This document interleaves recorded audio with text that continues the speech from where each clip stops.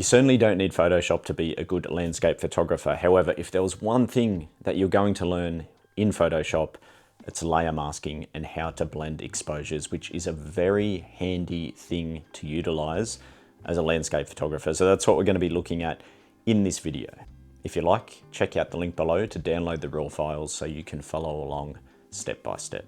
So how do we do it? It's pretty simple. You want to make sure that out in the field, you're obviously capturing those various exposures at the speed that you need for the given scenario. So we're going to look at here a waterfall scene. Get your raw files into Photoshop as layers, one on top of the other. If you're in Lightroom, select both the files, right click, edit in, open as layers in Photoshop. Otherwise, you can just simply grab the two raw files, drag them into Photoshop. Here they are now, one on top of the other. You can see in the layers panel on that right-hand side. 86 is the one on top. That is our fast exposure where everything is tack sharp, and then 87 is behind. I can click this eyedropper here to reveal or turn off 86 and show us what's behind, which is 87. Think of layers in Photoshop as a deck of cards, but all we can view is whatever card is on top. And that's what's happening now when we turn a layer on and off. We can only view 86 unless we turn that off. What we want to do is basically now open up 86 and view the water of 87. So how do we do that? The layer mask. So we simply push the mask button down this lower right-hand corner, the rectangle of the circle. When I select that, we have this white box. Simply think of this as a window and the curtains are closed. We want to open the curtains where the water is. So how do we do it now? We use a black brush. So white is closed curtains, black is open curtains. I push B for brush. My color is over here. If it's not on the color I want, you can just click and change it, but we want black. You can push X to change as well.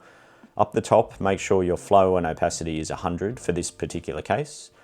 And now, if I run over to the photo, and the file, and I click, I'm not painting black, I'm opening the curtain. That's all I'm doing. And I'm opening the curtain where I want that nice water. And in fact, to make my life easier, instead of tracing around these rocks, I might as well just run over the rocks as well and reveal. This whole area now is revealing frame 87 all the way through until I see the result that I like.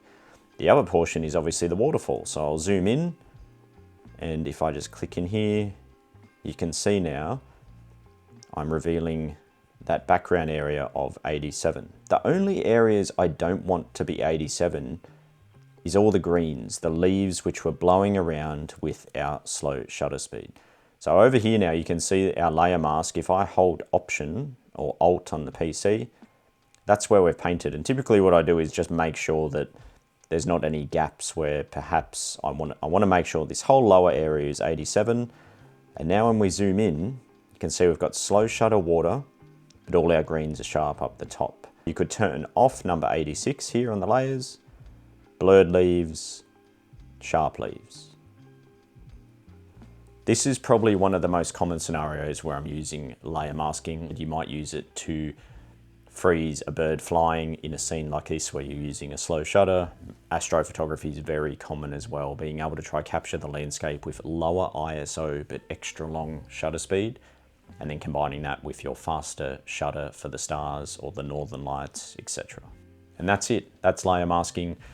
Throughout my whole photography journey, it's just something that I've kept on coming back to for various scenarios, different reasons. Even though most of my work is single exposures, just knowing how to mask is a very handy thing in landscape photography. So I hope that made sense and has given you some food for thought that you can take out into the field. And now you might not miss opportunities like this, whereas in the film days, you would have had to compromise and just go home with that one exposure right there. Thank you for viewing the video, guys, and I'll see you in a new one soon.